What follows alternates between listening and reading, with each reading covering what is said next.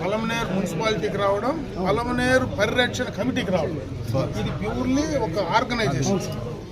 ఊరికే ఏ లాభాపేక్ష లేకుండా పబ్లిక్ ఇష్యూస్ పైన పోరాడేది పనిచేసేటువంటి ఈ యొక్క సంస్థకు రావడం నేను ఈ పలమనేరు వాసిగా 100% నేను సంతోషిస్తాను. మీ అందరికీ కూడా నా శుభాకాంక్షలు తెలియజేస్తాను. దీన్ని ఇట్లనే కంటిన్యూ చేయండి, ఇట్లనే పోరాడండి, వాస్తవాన్ని తీసుకొని పోరాడండి. నా సహకారం ఏం కావాలన్నా ఆశీర్వాదం వద్దు, నా సహకారం మీకు ఎప్పుడు కావాలన్నా ఏ నిమిషంలో అర్ధరాత్రి కావాలన్నా చెప్తూ ఉంటాను.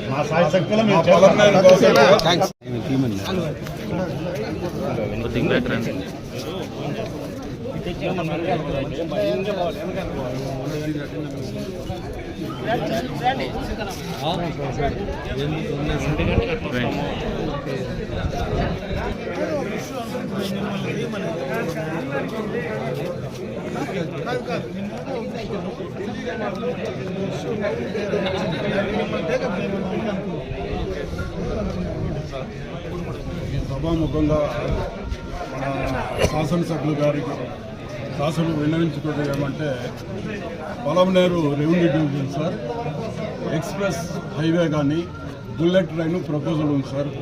ఏమంటే మైసూర్, బెంగళూరు, తర్వాత చెన్నైకి పోయి రామాపురం దగ్గర చిత్తూరు స్టాపింగ్ ఇచ్చినారు సార్. కానీ రెవెన్యూ డివిజన్ అయిన మన పలమనేరుకు ఇంతవరకు రైలు ఫెసిలిటీ లేదు. కాబట్టి ఆ బుల్లెట్ ట్రైన్ స్టాపింగ్ మన రెవెన్యూ డివిజన్కు important sir. Revenue division headquarter అంటే ఒక ఇది ఉండాలి, కనెక్టివిటీ అనేది. మదనపల్లి కానీ, పుంగనూరు కానీ, ఇటు గుడియాతం కానీ, పిల్లలు ఇక్కడ నుండి బెంగళూరు పోవటం కానీ, చెన్నైకి పోవటం కానీ ఇవంతా ఉంది. కాబట్టి బుల్లెట్ ట్రైన్ అనే దీనికి మీరు bullet train stopping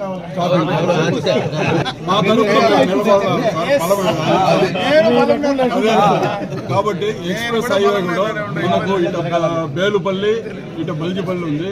revenue division head quarter connectivity అనేది పలమనేరుకు ఇంపార్టెంట్ కాబట్టి ఇక్కడ ఉంది. కాబట్టి పిల్లలకు దానికి బాగుంటుందని ఆ ఎక్స్ప్రెస్ హైవే కూడా మీ పరిధిలో ఉండి మీ సహాయం లింక్ ఇక్కడ ఇవ్వాలి సార్. ఏమంటే బేలుపల్లి ప్లస్ బల్జిపల్లి ఇస్తాను. ఇటు 15 కిలోమీటర్స్, అటు 15 బైరెడ్డిపల్లి అండ్ బల్జిపల్లి ఇస్తాను సార్. పలమనేరు అనేది ప్రోగ్రెస్ అయిపోతే మళ్ళీ చేస్తారా? ఎక్కడైనా చరిత్రలో జరిగిందా?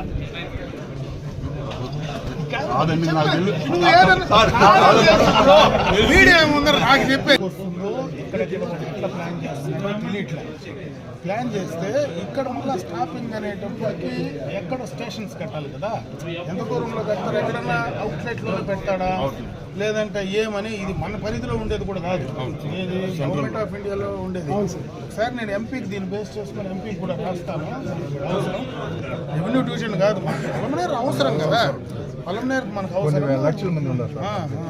లక్షలు ఏం లేరు లేబా, చేద్దాం.